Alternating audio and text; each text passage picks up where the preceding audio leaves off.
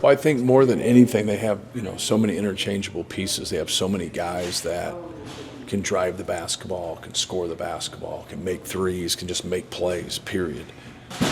So that versatility defensively and that versatility offensively, causes problems for you.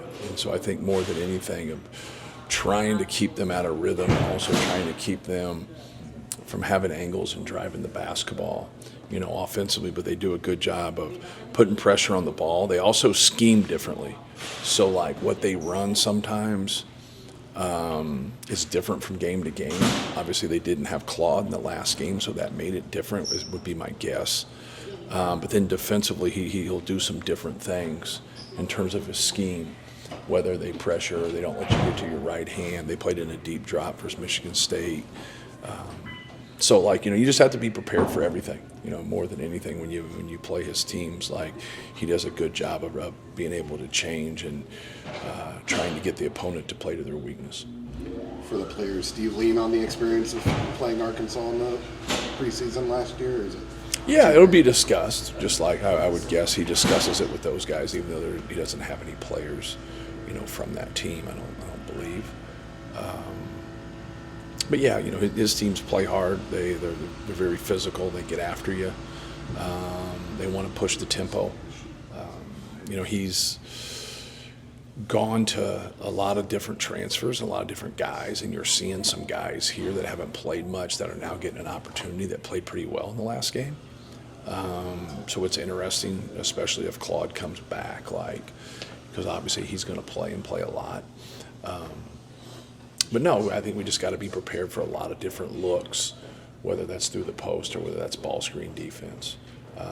They'll run and jump. They'll do some different things of that nature. But I think you just got to be prepared for everything. Do you want your players paying attention to the standings in situations like this? Obviously, they're going to know what it is. Who cares? You know what I mean? That gets everything, whether it's good and bad, is out there. So. But do you want them? I could care less. I want them to rebound and take tied care of the for basketball. I keep on the functionality of things. I don't. We talk about winning a Big Ten championship. We talk about, winning it 3 years in a row, casually speaking. But at the end of the day, you got to be tougher than your opponent. You got to compete. You got to play hard. You got to be functional. I thought we didn't have any energy the other night until we started making shots, and then we got energy. Well, what would have happened if we didn't make those shots? I don't think we would have found any energy, and that's what you have to be able to do. You have to be able to have that energy when things aren't going your way. It's a hard thing to do, but it's still possible, and that's kind of where our focus is.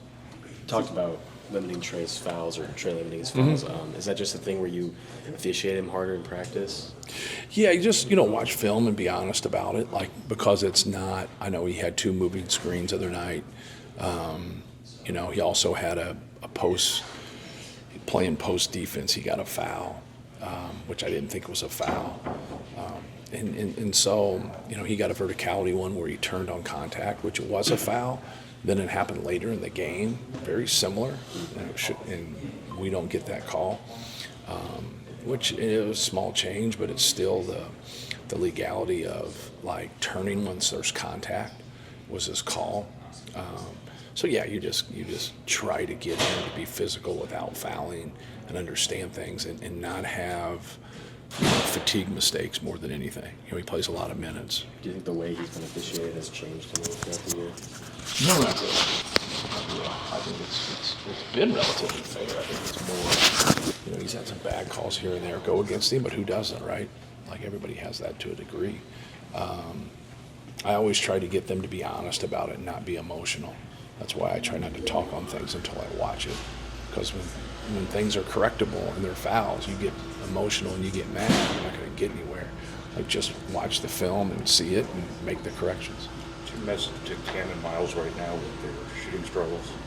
Do I what? What's your message to Cam and Miles right now with their shooting struggles? Just take good shots.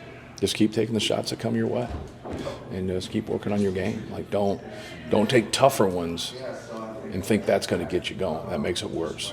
So if you're just getting a shot up when you get in the game just to get a shot up, get your feet set, step into your shot, be ready to take it.